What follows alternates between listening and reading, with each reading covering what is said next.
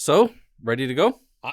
Jump in? Yeah, Let's do it up. Okay, I don't even know what to do with my legs. No. What should a person do with their legs? Yeah. Whatever's comfortable. If I sit like that for an hour, Can't get I'm going to need help. it. That's one of those things. It's like We need bar stools. So I don't know if this is happening to you yet, but there's like some positions where you realize you used to be able to sit like that for extended periods of time. Shoot, so it's going to get worse. And then you go to move after and you're like, oh man. This mortal coil. That's right. Distressingly and beautifully human. That's us. All right.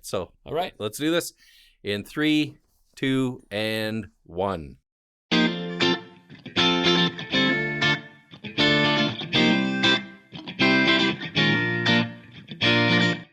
I'm Deacon Eric. And I'm Dr. Brett Salkeld. And you're listening to Thinking Faith. This is a podcast brought to you by the Archdiocese of Regina, where we attempt to navigate this winding road of faith in Jesus Christ so that we might know Him more intimately, love Him more profoundly, and together serve Him more deeply in our daily lives. Welcome, everyone, to another week of Thinking Faith, our second in a row of video podcasts. And the studio has an update. The mystery frames. Yes, have been filled. All right. By self-portraits. Yes. Yes. Well, which one is you and which one is me? That's it. It's probably both me based on the hair. They're both you. Just you with a beard and you without a beard. Yeah. All that's right. it. Yeah. So if you guessed that the pictures that would appear in the frames were St. Ignatius of Loyola and St. Thomas Aquinas, then you get to come down to the diocese and pick out a free book. Yeah. Yeah. Chicken dinner. That's right. And I mean, we've got lots of books everywhere. So if you guessed wrong, you probably could come. You could probably. We're trying to get rid of the books. We don't care if you guessed it right. Just come get a book. Come please. get a book. Take them away. That's right. Yeah.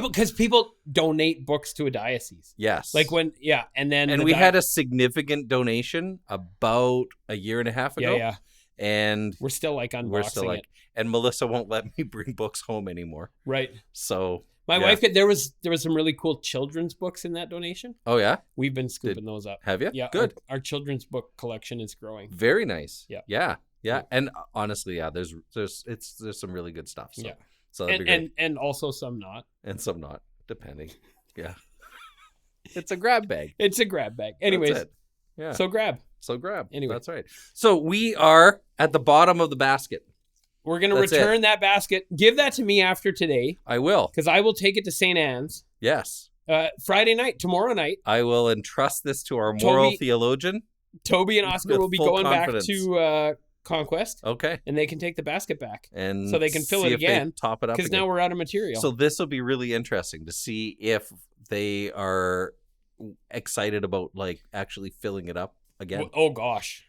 Yeah. That'd be cool. And what would be the chances of us getting another full basket without duplicates? So we're on. That would be very interesting. There's 2 left in there, right? And we've been making this deal about the no duplicates for a while. Yeah. And now there's 2 left. Yeah. So we'll see. And this is so even as we're saying no duplicates, this is on our best memory. We don't really know. So if you've been you'd be like, binging, they answered that question 4 times already. That's right. Let us know so we stop looking like we don't know what we're talking about. Well, it's too late. This is the last one. Yeah. But you know what we need to do is we need to actually somewhere on the interwebs, we need to make a catalog, like a table of contents for all of the Conquest Boys Club episodes with all the questions. Yeah. And then we'll find out. And then we'll see. Anyways, we've been lying to people this whole time. So the method. So if you're finding us for the first time on YouTube, because now we're on YouTube for this second episode, there's hundreds of episodes not on YouTube if you like it. Mm-hmm. And the first, 12 or 13 of the Conquest Boys Club. Yeah. Something like that. Yeah. Are not on YouTube. Yeah, but you can find them on Spotify, on Apple Podcasts, any place that you get your podcast content from. Right. Yeah, you can find that. You can go directly to the website and grab the Archdiocesan website and so the episodes and stuff too. The method for those who are new to this is these questions in that basket were presented to me at a Conquest Boys Club evening at St. Anne's Parish here in Regina. And I just pulled questions out of the basket cold. I had no idea what was coming. So we've maintained that method all the way through, which is fun, though every once in a while makes you say like, oh, I would have looked that up before I talked about it for 20 minutes. That's But anyways. But we always manage to say a few things about the topic. Braden was helping us. He's our tech support Yeah, here. So he was and producer he was like, behind the he camera. was like, how did you got a yes or no question? How did you get 30 minutes? That's right. And we're like this is what pays the bills. Yeah, right. Yeah. Get a yes or no question? Yeah. I'm going to be here for an hour. Here we go. That's right. So, okay, so the here's last the last two.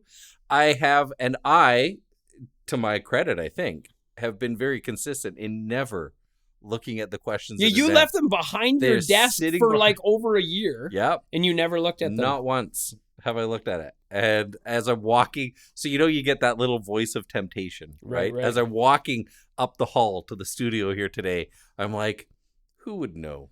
Who would know? Right? And it's kind of, I don't know if you ever saw the movie. So for you, this is a big moral victory. When those are done, you've passed the test. I've passed some test. What's the line from Galadriel? I have passed the test. I've passed the test. I will diminish. I was thinking more along, I don't know if you ever saw the movie City Slickers. Oh, a long time ago. Yeah, so there's a line with Billy Crystal where he's talking about like this moral outcomes and stuff, and he's like, and one of the characters is like, well, who would know if you did this thing? And he's like, well, I would know. Right.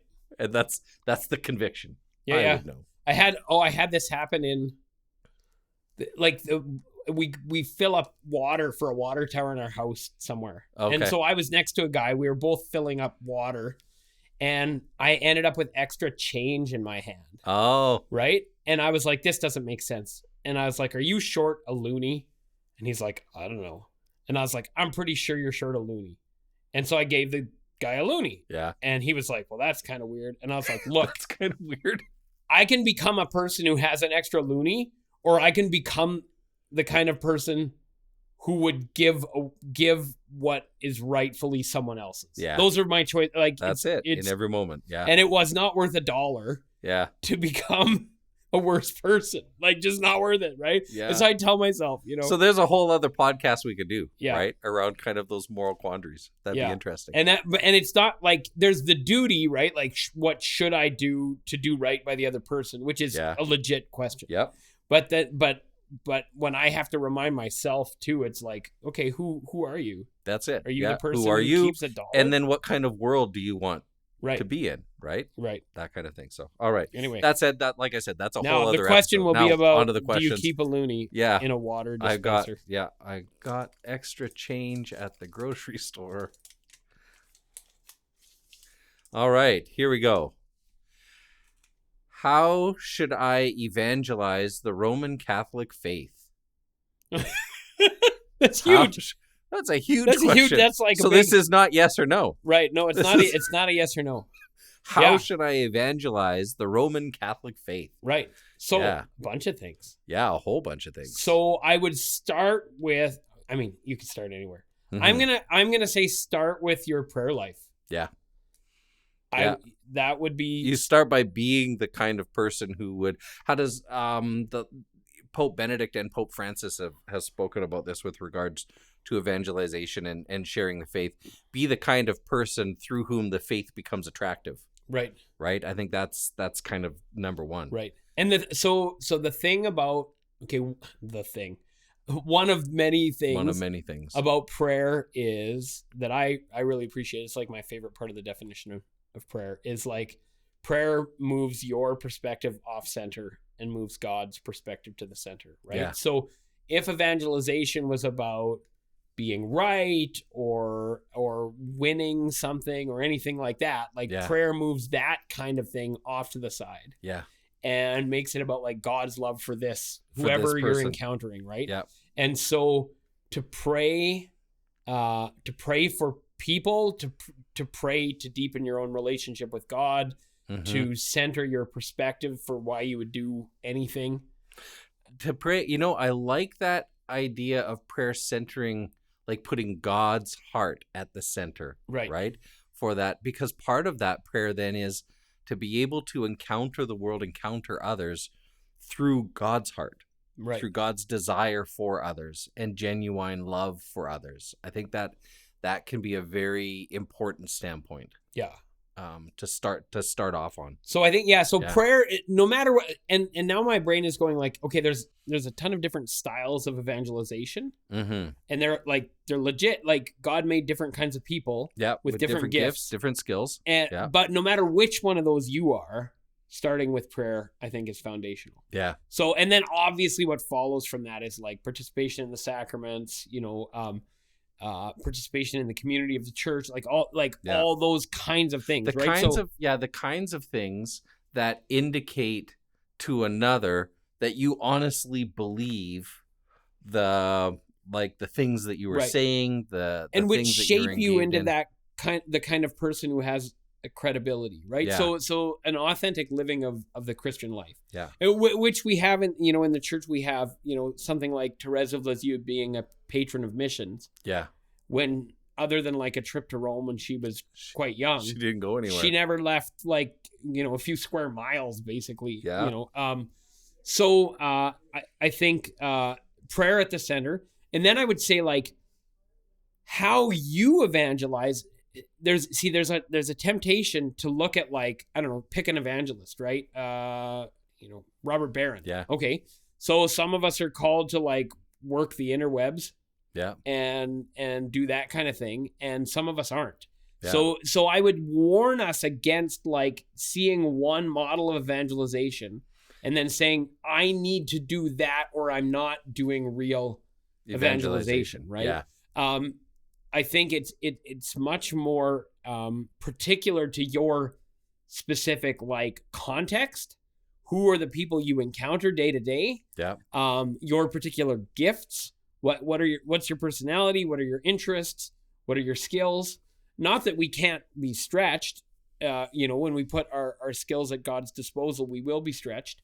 But I think there's also this sort of personal discernment to be okay, well, some people are really good at articulating ideas. Mm-hmm. Okay. So work on that. And of course, all of us are better off to know more about our faith.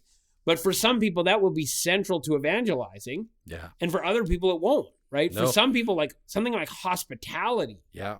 Could be very central. A life of involvement in service to others.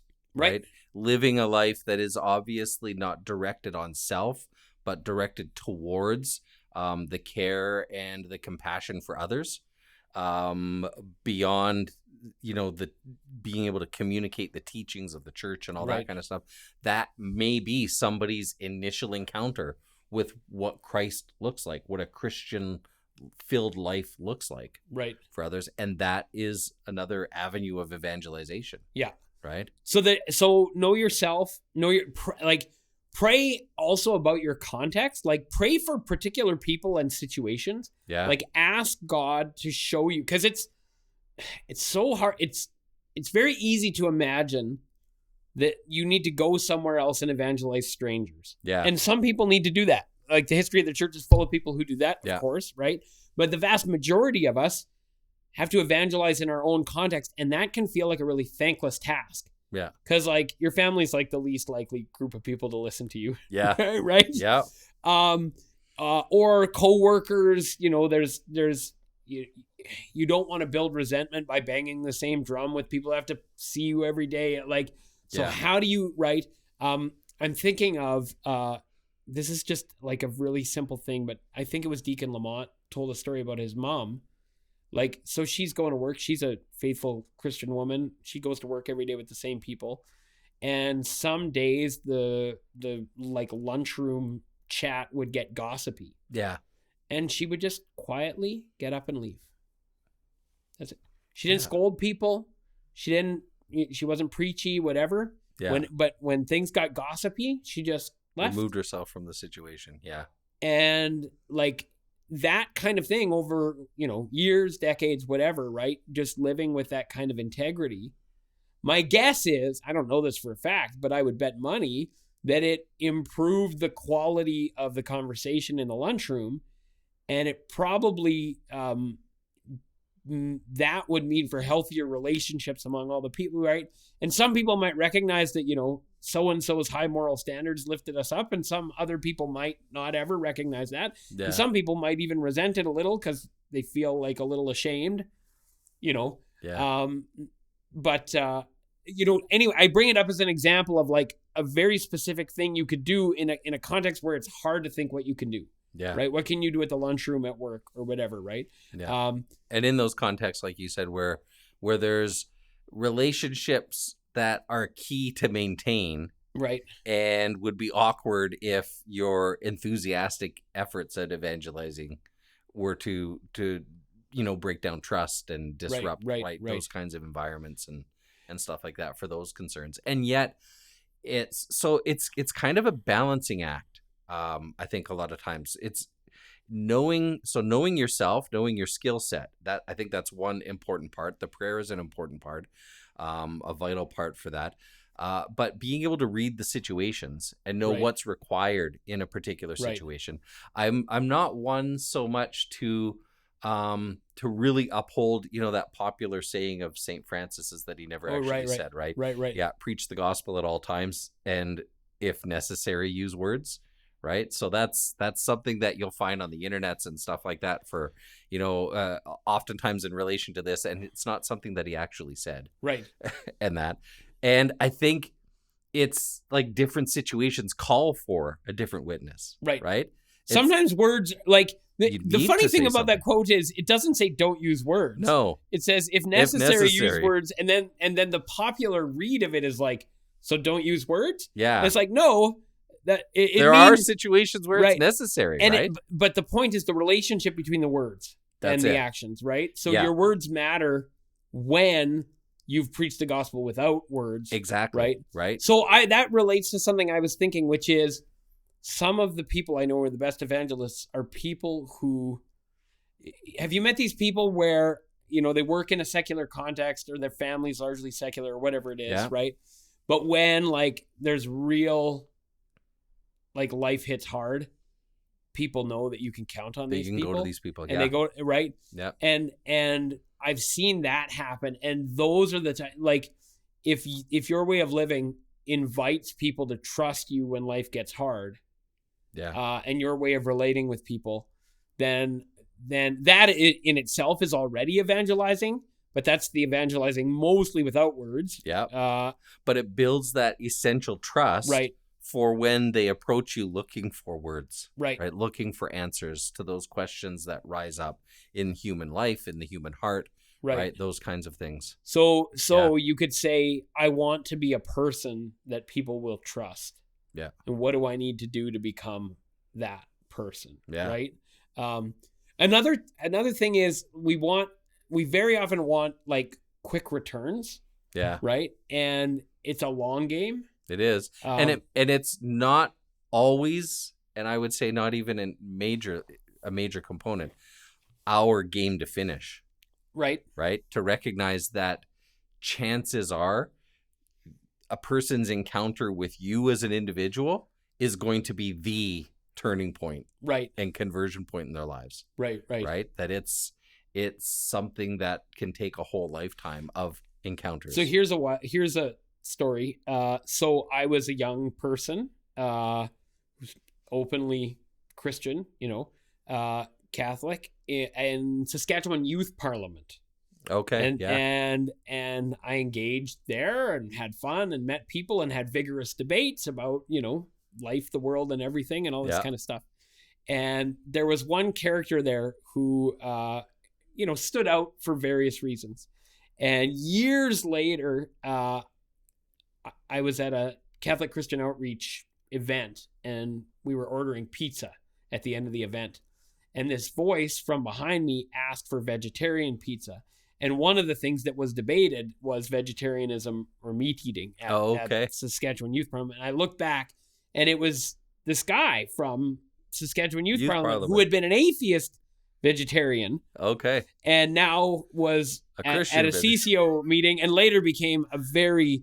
what's the word I want? Assertive is not quite the word. Enthusiastic meat eater. So he went through more than one conversion. But anyways, more than one conversion. And they're not the same kind of thing. But No. But anyways, I cannot calculate the degree to which my engagements with him at Saskatchewan Youth Parliament were part of what got him into a CCO. I didn't invite him to the CCO meeting.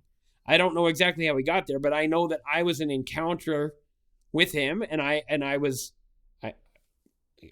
think I did okay. I don't know. Don't know. I don't know. I was That's a representative of the Christian worldview that he disagreed with at the time, and then down the road, I found out that he embraced the Christian worldview. Now, I was lucky to find that out. It was coincidence, but you don't know. More often than not, you don't. You very often don't know. One of the things, so when we talk about evangelization in the lay formation program, one of the things we underscore is that ultimately conversion isn't our job at all. Right. Conversion is a work of the Holy Spirit working in somebody's life over, in God's own time. Right. And their own time, right? God walks with each of us in to the extent that he knows we need for that, and gives us, even Peter says in his first letter, right, when people are asking like, why hasn't the Messiah come yet? Because some of you apostles are starting to die. Right. And Peter's response is the fact that it hasn't come yet is a testimony to the great patience God has to give as much time as God has, as much time as we need, right? And so sometimes when we're caught up in the enthusiasm of communicating and sharing the faith, and we want to share this with the people we know and love around us, we can forget that the time frame for that conversion is between the individual and God. Right. And we're actually not a part of that. And that goes to, I think, a bigger thing, so some really practical things that make an impact with people is something like these are young people, right? So we have something like Source, the young adult monthly meetings here, where you have adoration and a speaker and opportunity for confession and meal together, right? So like inviting people to things like that. But I want to frame, so first of all, yes, invite people to good things. That's right. But what the basic frame for approaching that or any other of those things is to give them an encounter with God, because it's not really your job. No. Right? Your job is to hand them over, right? Or to give them an encounter with someone else. So even if we think about going back to the starting with prayer, one way you might frame that is pray so that an encounter with you is an encounter with God. Yes. Right? Because I'm not saying, because we don't want to say that an encounter with you is the opposite of an encounter with God, right? You don't do anything because it's all God. Well, okay, that's there's a truth in saying it's God's work. Yeah. But people don't encounter God in nothing. They encounter God in relationships. They encounter God in, even in an argument, you can encounter God, right? That's right. A good argument, right? So, but it takes some of the pressure off. But thinking about praying so that an encounter, let an encounter with me be an encounter with you. Yeah. Could be a kind of a beautiful prayer, but can also help you think about what you're doing if you invite someone, or let's say you're a speaker, right? So let's, because I'm trying to walk a line here, right? Because part of me is okay, we're all evangelists. That doesn't mean we're all Francis Xavier or St. Paul. We don't all get to preach to huge crowds. We don't, right? Yeah. And so we might have to do our evangelizing in the lunchroom at work. Yeah. Okay, that's fine and that's fair. But also, some people do evangelize by talking to huge crowds. Yeah. or whatever it is, right? Whatever form that takes. Right. And so I don't want to say that that's not a real thing that the church needs, because there's, a great history of that and great saints. And so, but even in that context, let's say for whatever reason, you have the opportunity to preach in your youth group at a rally. Maybe you become a priest or a deacon and you get to preach to your congregation, whatever it is, right? That an encounter with your words would be an encounter with God. That's right. Right. Every time before I serve Mass and before I preach, my prayer is always that I serve well, that I proclaim well, that I preach well, and that I get out of your way. Right. Right. For that. The experience of preacher is very common you hear from preachers all the time. Yeah. How someone heard something that they don't really remember saying. Yep.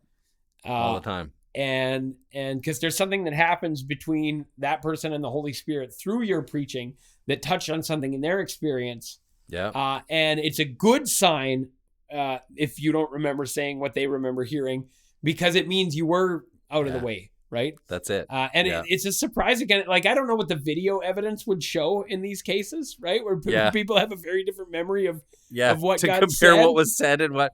But I mean, we know even from like witness testimonies and stuff like that oftentimes people hear and see things differently. Right. Even from firsthand accounts. Right. So that will play in my head when I run into those situations where it's like, wow, I don't really remember saying that, but it sounds like it was really edifying for you. So right. Yeah. Thanks be to God. Yeah. Right. Because it highlights your role, and it highlights what's not your role. That's it. Yeah.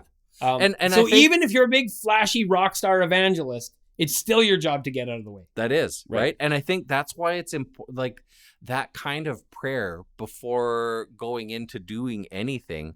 It kind of brings you into that space that you're talking about, right? Where I recognize I'm here. It's not that my presence doesn't matter. I'm going to be doing this and saying this and that. So I've got a role to play here, but ultimately the conversion of hearts is yours, Lord. And I don't want anything that I do to get in the way of that, to be an obstacle to that. And I think that's a good kind of spiritual space to be in whenever you're even imagining, entering into conversations around faith. And then, so we've dealt with, I don't know, a spiritual attitude, maybe you would call it, right? And then there's some really like practical things. Now the practical things won't work if you don't have the right spiritual disposition. That's right. Right. But I would recommend a book by Sherry Waddell called Forming Intentional Disciples. And one of the things that book shows, and it's something that's worth knowing if you're called to certain kinds of work in evangelization, is it shows the different thresholds that different people are at with respect to the faith. Yeah, her thresholds to conversion. Right. Yeah. And again, as we said at the beginning, I didn't look at them, so I haven't memorized. I think there's 5. Is that right? Yeah. We don't have the book to hand, so we won't give an accurate. I know Melissa's got a copy sitting on her desk. Right. Well, and we read it in diaconate. And actually, starting next week, several of the diocesan staff will be entering into some training that incorporates these from her thresholds and that too. So we don't have all the details ready, but the point I want to make, which is a general point, whether you read the book or not, is the book emphasizes the importance of knowing where the person you're talking to is at. Yeah. Right. And what works in one time and place for one person in one circumstance is not necessarily what works for another. That's right. And so if we want to build our knowledge and our skill base, granted the right spiritual dispositions, if we want to build our knowledge and our skill base, a really important thing is to understand how humans people find themselves in different places, and then their responses can be quite different. And what is appropriate here might not be appropriate there. Yeah. And so knowledge is a good thing, right? Like let's learn some of that.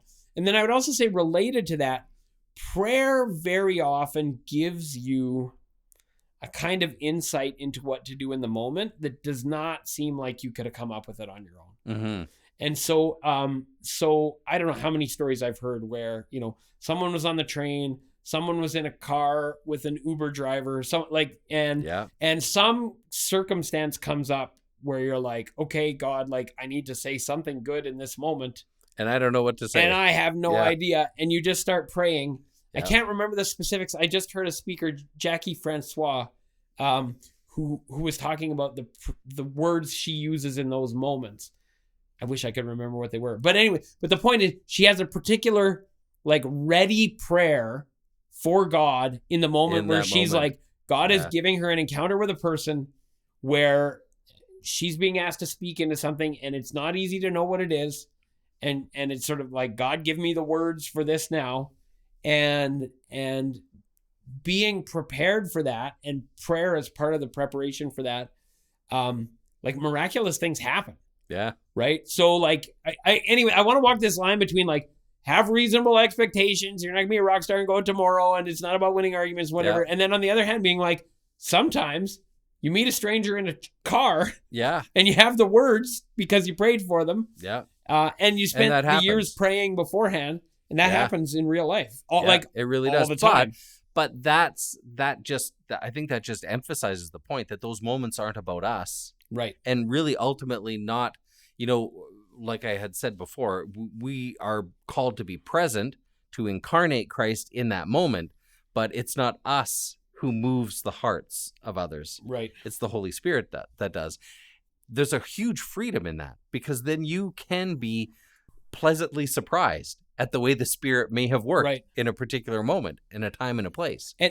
And one of the things that I've noticed that I tempted to do, right? We can feel so oppressed by like the culture isn't friendly to the faith and that kind of thing, that you can expect like negative reactions or expect people to like be against you. And then I'm like regularly surprised at like openness from people that I wouldn't have, because I've been lied to, and then I've started to believe the lie myself. Yeah. So let's take that something lied to in the terms of that people just aren't receptive. Right. And that everyone hates the church or whatever it is, right? Yeah. Now some people do. But if you like, let's just do a little math here, right?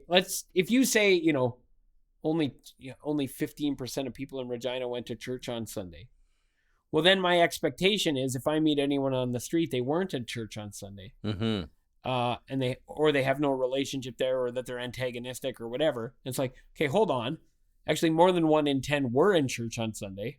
So already there's some proportion who's already like on my team, to some degree. And then there's a whole bunch who are like, have this sort of like some kind of relationship with the church that maybe needs to be, fleshed out a little more fully and lived a little more intentionally, but it's not necessarily antagonistic. Yeah. Right. And there's just like a whole bunch of different, and anyways, I don't know how many other people have this, but I have to be reminded regularly that they're not all like against you. Yeah. Like when I'm talking, I do a lot of traveling now, and I meet a lot of like people in the service industry. Right. Yeah. And, you'll just have conversations with people where, they're a human who's had an experience of life that has not led them to completely different conclusions about the world than you. Yeah. And you're like, oh, that's cool. Right. So I think why I came up with this is because you were saying like being aware of what God is already doing in the other person. Yeah. Right. To expect to find God working somewhere instead of expecting it to just be like a brick wall. That's the Francis Xavier approach, right? This is, he goes to Japan expecting that God's been working in Japan for a while. And let's first see how and where God's been working here. Right. And before I bring my own presuppositions and biases into the conversation. And I think that works at an individual level. It does. Right. So how has God been working in this person's life? Because you can be sure that God has not been idle. Yeah. So if you can come in with this sense that, okay, God, you're already working here. Yeah. What do you need from me? It's a very different attitude than like this person is like completely cut off from God and antagonistic and whatever, and I need to like win something. This is why I'm a fan. This would be another thing that I would include on the list if it sits within your own personal like gifts and stuff like that. But being aware of the kinds of things that are active in popular culture. I think in particular around like popular movies, television, right? Being able to have conversations about that, sports, those kinds of things. We've talked about this before. The human heart is seeking after good in all of those things, right? And so I find even for those conversations that can be difficult in like personal circles, family circles, things like that. My kids love talking about movies and shows that they've seen. Right. And being able to zero in on the interesting components of some of those stories that people are attracted to and the ways that they overlap with our faith, or the way that our faith speaks into that, can be it can result in very interesting conversations and create a new kind of imaginative framework within a person Right. to begin thinking about the world in different ways. Right. Right? I have two stories that go in completely different directions. So I'm Nice. going to tell both of them.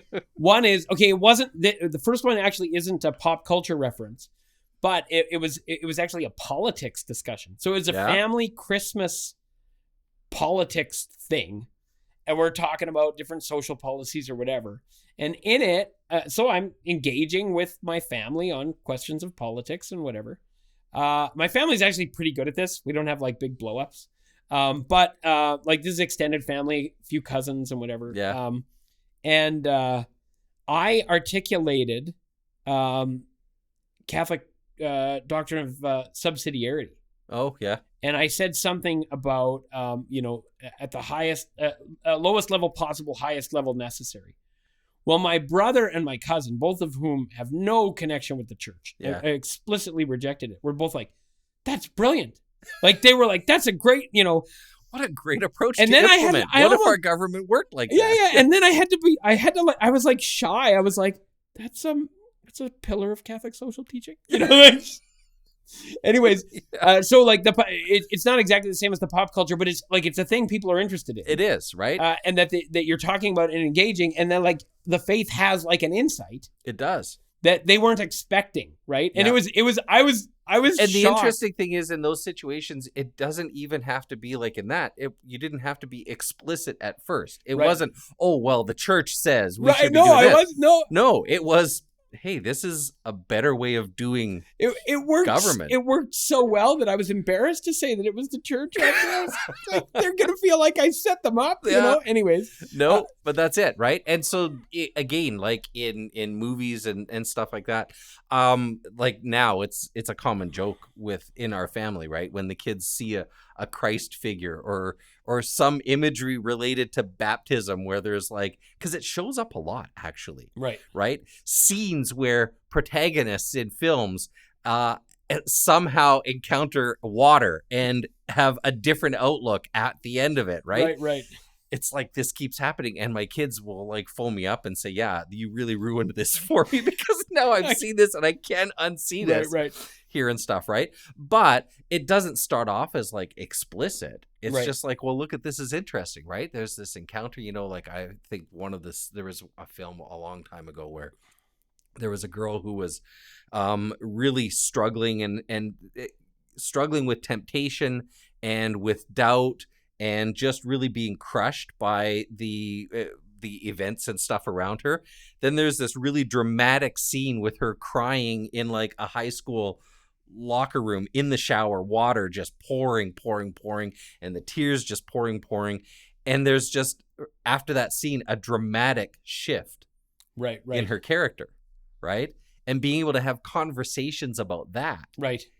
So this goes to, I think, a bigger point, being able to have the conversation about politics or about the arts or whatever, pop art or whatever, implies that you've done some work to build a sort of integrated Catholic worldview. Exactly. Right. That's right. And so I deliberately didn't lead with that, because I wanted to lead with spiritual dispositions. Yeah. Because I think there's a temptation to be like, I'll be a good evangelist if I'm smarter than everyone. Yeah. And actually, you might be miserable. Maybe no one will like you.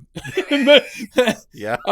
But granted the right spiritual dispositions, Yes. then a knowledge of how Catholic social teaching applies to political questions, a knowledge of how moral issues or symbolism or whatever show up in film, and an ability to articulate that and talk about it, right? Yeah. Like, those can all be great tools, and each of us will be, this goes to the part about each of us having different gifts too.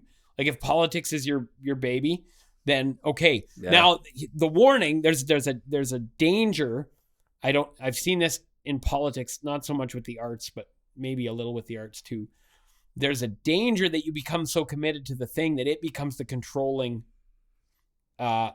interpretive lens. So then you start interpreting the Catholic faith through the political. Okay. Or, Yes. and maybe if you really love, I don't know, maybe you love some TV show that's not really great. Yeah. But you do what you can like, to rationalize it. Yeah. And right. So I mean, there's a danger to be aware of. The second story I was going to tell you is 2 minutes before we came to the studio, I submitted a column about Wicked, the new movie. Oh, yes. Wicked. Yeah. And it's a column about the song, Defying Gravity. Okay. So it's this engagement with the pop culture. Yep. And I compare Defying Gravity with Let It Go from Frozen. Interesting. And Hakuna Matata from The Lion King. And the basic insight, I hope it's an insight, is that these songs, which are like maybe in each case the most popular song from the film, particular film, yeah, or the musical before it was a film. Oh, Wicked is like this whole build up to that song, right? And it's they're halfway. Now Wicked actually they split the musical into 2 movies. Yeah. And so Act 1 ends with Defying Gravity. So the movie just ends with Defying Gravity. But the point is, it's actually halfway through the story because each of those songs is about a breakdown of relationship. Yeah. Each of them is about leaving the community, establishing independence, rejecting whatever was in the past, whether it's corruption or tragedy or whatever it is, right? Yeah. And there's this sort of thrill, there's this exhilaration of freedom from that. But then the question it asks is like, freedom for what? For what? Yeah. Freedom to be by yourself forever? Yeah. Right? And so I found there was this really ironic to watch like all these like 10-year-old girls singing, Let It Go. Let It Go. Which is this sort of like anthem of like rejection of community and responsibility. And it's just like, there's this line, no right, no wrong, no rules for me. And I'm like, and we're singing it at family camp, Yeah. And I'm like, okay, this is odd. But let's actually point out then to people that those songs, which are great songs, they're great, but not because they provide resolution. And if the movie ended there, you'd be like, sorry, what? Because you wait for the reintegration of Simba into the Pride Lands. That's right. You wait for the reintegration of Elsa and Anna or Anya and Sia, whichever one it is. Anyways, and now Wicked, we've seen part 1 and part 2 is coming. That's right. And we know that Elphaba has like, okay, she's uncovered the corruption and she's going to fight against it. And you're right. And now all of the previous relationships seem to be broken at that point. Right? In this kind of breaking off the shackles and embracing freedom. Right. But you also, if you're familiar with like the story, right, she finds herself like quite isolated. Right. And cut off from. And then the question is, can she be integrated? Can she, right? What happens to her friendships, to her relationships? Anyways, that's a bit of a side tangent, but the point is those it's are an the engagement. Kinds of conversations you can have. Right. And they speak into, because then that opens up conversations around what human beings are for. Right. What makes us more human and less human. Right. Those kinds of things. And those things are examined within things like popular arts and stuff. Right. Those are the forums where we kind of, as a collective, play out these questions. Right. And we present those. There's a line, I can't remember if it's from Vatican II, but it's somewhere in church teaching that refers to the church as an expert in humanity. Yeah. And to be an evangelist, I think requires developing your expertise in humanity. Yeah. Like you need to know what makes people tick. Yeah. You need to know what they're interested in, what their dreams are, what their fears are, right? Because we're presenting in a certain sense, like the answer to the human question. So we need to be deeply interested in the human question. Not all of us are going to do that through film, and not all of us are going to do it through politics. You can do it in 1,000 different ways. Yeah. Right. But to be interested in the human person and the questions that the existence of the human person puts upon each of us that are unavoidable. Well, we're going to work those out in things like politics and the arts. Yeah. So that's a venue for engagement, right? That's right. And there could be other sport. That's exactly it. And we've talked about sport and virtue and right and that kind of stuff, right? How that forms the human person. So this is not an exclusive list, but it's an example of like be interested in humans and the questions that naturally arise for humans. Yeah. And be open to the working of the Holy Spirit. Yeah. Like, through you and hopefully even in spite of us. Right. So this was not super systematic. No. But hopefully it was some hopefully it gives some groundwork and stuff too. Some things. Yeah. If you get a couple insights that and there are, we live right now in an age where there are really good resources. Sherry Waddell's Forming Intentional Disciples is a very good, I think, starting point. If you want to read a book on becoming an evangelist, I would start there. Yeah. And I'll give a plug for our Archdiocese of Regina Lay Formation Program. Evangelization is like the thread that runs through the whole thing, right? Like our whole theme is go make disciples. Right. From the end of Matthew's gospel. So that's a place where we cover a lot of this stuff. And drum roll. The last one. The very last. I don't even know how many there were. Like 30 or 40? There were 30 some. Oh gosh. Oh no. The last one is the best one. Is it the best one? Okay, what is it? It is the best one. Are we going to be able to I gotta know what's going on with these kids in Conquest. Okay. This is the last one. For all the money. Is it okay to punch modernists? Is it okay to punch modernists? So, short answer. If a modernist is attacking you or your family, it might be justified.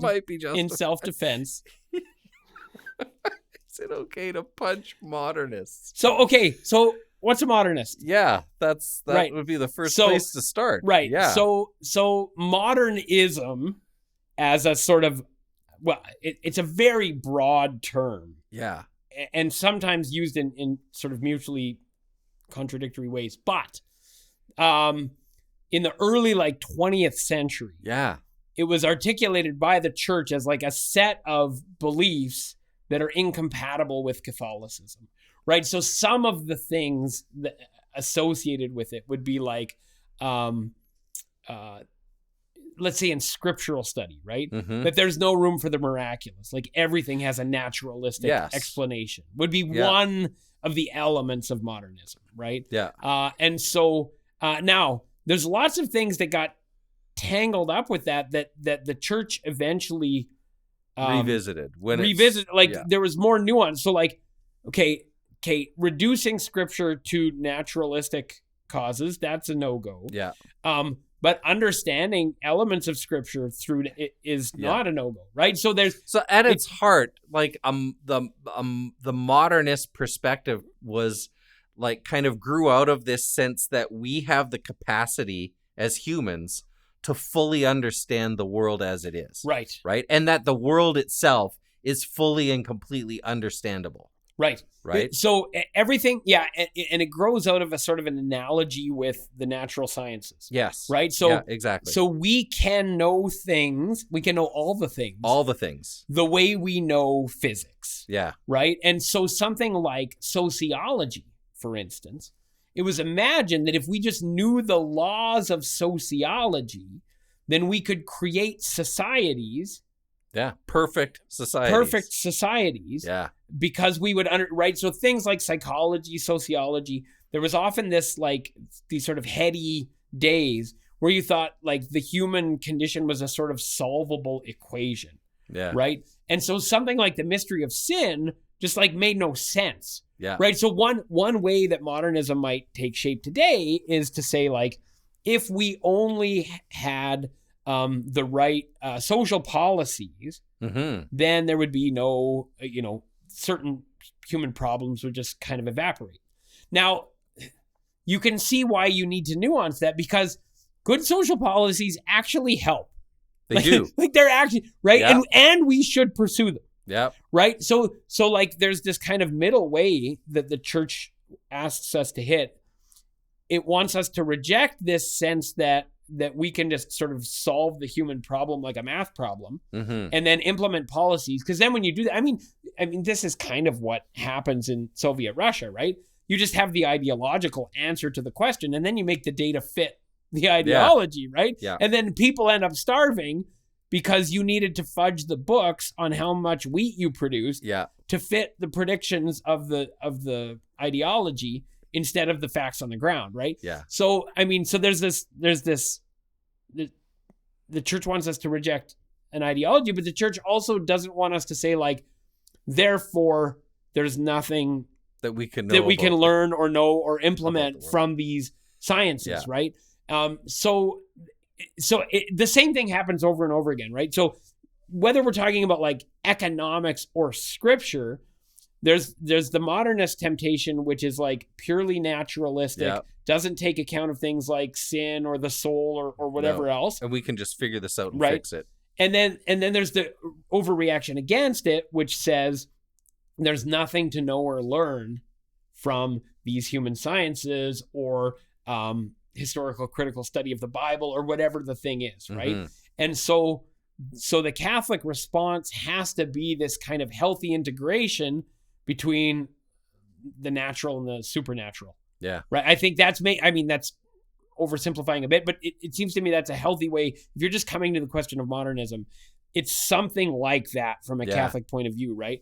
The natural knowledge and the human sciences and all these kinds of things are legit, but we need to recognize their the limitations. Yeah, like what are they good at doing? Yeah. And let's do that with them, and let's not overextend. And so one of the things that happens in modernism is sort of an overextension beyond the natural, beyond the proper scope. Yeah. Of not what staying these things in their lane. Were right, not staying in their lane. Yeah. So then another thing so now we've heard of postmodernism, right? Yeah. So postmodernism is interesting. So one of the things that happens with modernism is, well, if the world and human beings are things you can solve like a math problem, then you have sort of one overarching kind of narrative that makes sense of the world. And so very often in modernism, it's a sort of narrative of progress, right? Mm-hmm. We're smart. Ancient people are dumb. We've solved things. We have science. We do whatever. And so progress will march sort of necessarily. And that becomes the sort of dominant narrative, right? Yeah. And so in our contemporary society, progressivism has a certain kind of modernist heritage. Yeah. But it also, it gets very complicated because in the 20th century, people look and say, well, we just like blew up a bunch of things and like burned a bunch of people in gas chambers. Like we did terrible things. Yeah. And we were the most advanced humans that ever existed. Yeah. So I guess maybe this myth of progress is just that. It's like, it's a myth. We're not actually guaranteed to get right. And so postmodernism becomes the critique of all sort of master narratives. Yeah. And that there's a single solution. So it's a critique of course, Christianity and Catholicism on the one hand. Postmodernism will reject that as a master narrative, but it's also a rejection of the sort of scientifically rooted myth of progress or whatever. Yeah. And in today's society, we have people who are in many ways postmodernist who reject master narratives, who say things like, I need to make my own meaning or like that's a postmodern narrative, but who also at the same time believe in very modernist things like the myth of progress, and they get tangled together in interesting ways.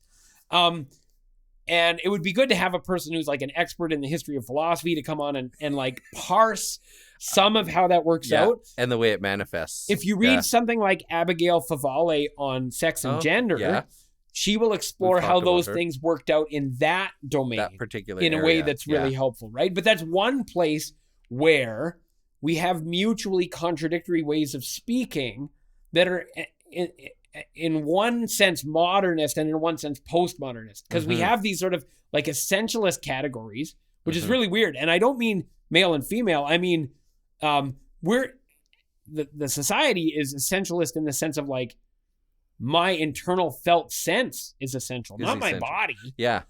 And then at the same time, we need to leave room for people to sort of determine for themselves and all, right? So it's conflicted. And Abigail Favale does a great job of this when she talks about the mutually exclusive and contradictory ways we use the word gender, for example. So that comes from this whole heritage. Catholicism says, on the one hand, modernism is wrong in its limitation of knowledge to the natural and its sense that there's no mystery and that humans and society are something you can just solve like an equation. But it says postmodernism is wrong. Is wrong. Postmodernism is right to reject that. Yeah. Postmodernism is wrong to go so far as to say things like, well, knowledge is impossible, or truth is only ever an assertion of power that we can't ever access, and all these kinds of things that are reactions to modernism. And it is kind of complicated because I'm thinking about it, like we still have, every time an election comes up in the political realm, we have sides that honestly believe this one political point of view will solve all our problems. Right. And in the realm, I think in the realm of science, there's, we talk about scientism, which sees that science is the thing that will solve all the problems. Right. Right. So you kind of have still some of that modernist ideals kind of built into that. But I would say in a large part, our world is mostly a postmodern kind of response or rejection of that. The new atheists were an interesting version of modernism in a postmodern world. Yeah. And part of their, they looked ascendant at a certain point. And they've crumbled because, to a large degree, because their account, which seemed rigorously logical. I mean, I think Catholics already and others knew, we've been thinking about this for several thousand years. We know these arguments and we've considered them and we know good answers. But at first blush, it presents itself as sort of rigorously logical and appealed to people on those grounds. But it really failed to account for human experience. Yeah. Right. And so a lot of people became disillusioned. It didn't really provide a good answer to life's questions. And so the new atheism, which looked very strong and a big threat, has really kind of petered out. It's not the threat it once was. But it was a kind of modernist holdout in a postmodern world. Anyways, so this is like two non-professionals talking about the history of philosophy. Yeah. But it's something like that. So modernism is makes some serious mistakes. One of the things that Catholics would like about modernism, and would even like about the new atheists, is that they believe in truth. Yeah, that's the thing. Postmodernism is much more challenging in its rejection of truth. Right.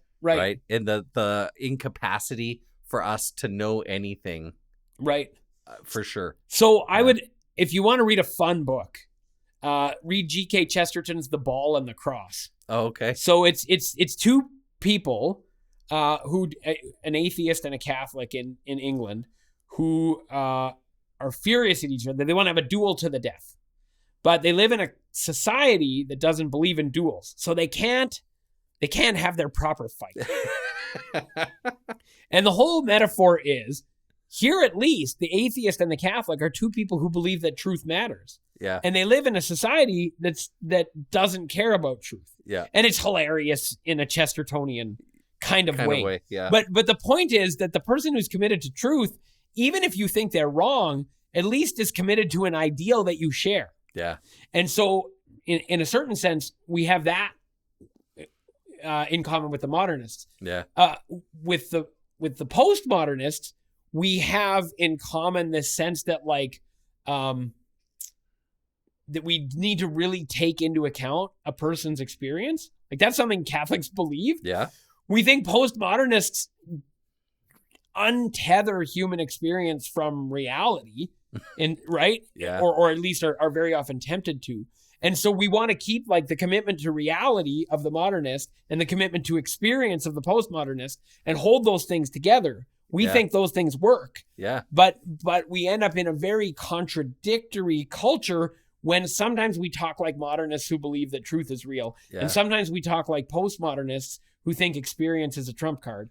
And it shows up in gender, politics, the sciences, the arts. It shows up all over the place, the kind of incoherence, right? So here's the interesting thing, because as you're talking about that, I'm like, and we do in our Catholic faith have places where those two things come together. Right. Those two ideas. The sacraments bring together truth and human experience. Right. And the two are interconnected. So brought together in that. If we go to our previous question about evangelizing and we think about this idea of like being aware of cultural discussion, not everyone's a philosopher, but if you want, if this is a thing that's interesting to you, I think a really compelling, and in fact, I think one of the reasons we're seeing an uptick in things like church attendance, which no one predicted 2 years ago. Yeah. Right. Is because more and more people are finding the incoherence of contemporary narratives that are partly modernist and partly postmodernist as it suits. Yeah, as it suits. And that is not is compelling. Impossible to reconcile. Right? Yeah. And Christianity offers something more compelling that accounts for both truth beyond myself and my own experience as a person in the world, right? Yeah. And so I think a handful of people, and I've mentioned Abigail Favale does this really well on the question of gender, but I think if we want to be good evangelists, one of the things we can do is get good at articulating how these really general kind of worldviews, which inform a lot of the way we talk and think, are unsatisfying and in fact self-contradictory. Yeah. And yet there's just a lot of incoherence there. And at least some of us can try to get good at articulating that and giving a better story than those things get. So that's okay. So that's something about modernism. It is. Now, can you punch? Can you punch one? This is the big finish. Can you punch a modernist? One, I would say, it as we've been talking, it's going to be really hard for you to find a pure modernist. Right. so right away. So how are they going to pass the test? How are they going to pass the test for that? Right. And two, probably not. Probably not. Kids, don't punch modernists. You should love the modernists. You should love the modernists with a heart of God. Right. Right. So, well, okay, here's others. the thing. You should love the modernist. Yeah. You should will what is best for the modernist. Yes. Now, a clever person is going to say, now, sometimes what is best. Maybe a punch. Sometimes people deserve, I don't know if we want to endorse violence on our podcast. I don't. No. I mean, my comment at the beginning is like, well, in self-defense. The point is, violence is not an absolute no, right? Something like self-defense is possible. Yeah, we have space for that. But over, like, the justification for that needs to be sort of overwhelming. Yes. And in the case of modernists in general, there is no such justification. No, we don't have any context for now. If a particular modernist was attacking your family to aggression, right? For a modernist. Now, okay, but there's an interesting argument for punching modernists or any ideological opponent, right? If someone is making a case, is trying to make a case for moral relativism, for example. Yeah. A punch in the nose is an interesting argument. It's because if they don't like having gotten punched in the nose, then they have to be able to give an account for why that's wrong. That's true. Right? So now I don't think it justifies actually punching them in the nose. No. But you could propose the circumstance. Right. So if I punched you in the nose, it doesn't have the same no. Yeah. The gravitas. Right. Of just that, that feeling when you first, the crunch and the swelling and the like stun shock, carries its own kind of weight. I used to have those arguments with our daughter who went through her anarchy rules phase and stuff in her teens. And I would just, she would come up with something about how, anarchy rules and all this stuff. And I'm like, you don't really want to live in a world where nothing matters and people can do whatever they want. You don't want to live in a family where we can all just do whatever we want to each other, right? And stuff. And then she would get mad and stomp off and slam her door. Right. And that, but now that she's 30, we have different conversations. Right. Now that she's 30, she's like, remember when I was all like anarchy? What was I thinking? Yeah. Okay. A coda. So my oldest turns 18 today. Okay. Oh, wow. So one of the things I'm learning, which is hard to learn, I think, as a parent, and hard for me, particularly because one of my besetting sins is wanting to be liked. Oh, right. Yeah. But I'm getting better at this. Yeah. Is like setting boundaries for the kids and then they don't like them and kind of thinking it's a little funny. Because before, like, right, so my wife will be like, we have this problem. One of the kids is struggling with whatever. Yeah.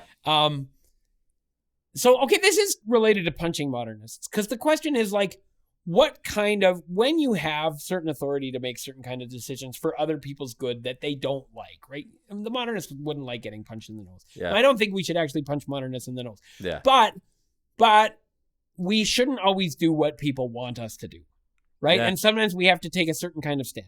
Yeah. And so, like, as a parent, like, my wife and I both, like, struggle with, like, laying down the law a little bit because we want the kids to like us. Yeah. And I've read a couple books lately that talk about how good it is for kids to, like come up against some real boundaries. Yeah. And so now we had an incident the other day where, you know, someone wanted extra time for video games past their normal time at night. And sometimes we grant that and sometimes we don't. Yeah. And I was like, well, here's my limit, you know, and they didn't like it. And I don't know. I thought it was funny. They were pushing real hard. And I was like, I know what my limit is. Like, yeah, you know, and this is it. And I sort of found, like, after 18 years, I've sort of found a level of, like, comfort with, like, we'll you're probably actually going to respect me more if I take a stand here. Yep. Than, like, the short-term liking me. I've had the conversations with my kids now where they have outright recognized that some of the decisions we made actually made a lot of sense. Right. And that what was it? I think our daughter had once said, you know, looking back now, I know a lot of my arguments with you guys were around wanting to have the kinds of parents that my friends did, who let them watch whatever they wanted to watch and go wherever they wanted to go and stuff. And she said, you know what I realize now is I had parents who actually cared about what I was doing, where I was going, and who I was becoming. Right. And yeah, so that does actually happen. Right. You hear the rumors when you're a parent of young kids, and yeah, to experience, but it's a long game. Right. So you can't punch a modernist in most circumstances. Yes. But there may be forms of tough love that are appropriate. Given the circumstance. So there we go. This is how we wrap up Conquest Boys Club Q&A. Yeah, from like May 2022 or whatever it was. I don't even know. Crazy. Unconscionable. Maybe 2023. But we're looking for filling up another But basket. I promised them I would do it. Okay. And we did it. So you have come to the end of your temptation. Yes. And I have fulfilled my promise. Yes. So we win. We win. We rule. But now we need content. Now we need content because what are we going to talk about? I don't know. Yeah. We'll come up with something. You could ask your questions now That's right. in the chat on YouTube. Do we allow? Yeah. Chat? We'll see. Yeah, if you guys behave yourselves. If you behave yourselves. we'll let you ask questions on YouTube. That's right. Yeah. Can you punch someone who gives you negative comments on YouTube? That'll be the next question. E-punch. Yeah, an e-punch. No, but you can block them. That's right. Yeah. So we'll see how that works. Anyway. But you can always email questions to egurash, EGURASH at archregina.sk.ca. And we could fill up another basket. That'd be great. We've done several episodes based on viewer or listener questions. Yeah. And those are always by fun. all means, send those in. As always, we thank you for joining us this week on Thinking Faith, and we continue to pray that God may bless you and those you love with a faith that is always seeking understanding. St. Thomas and St. Ignatius, pray for us. Amen. Amen.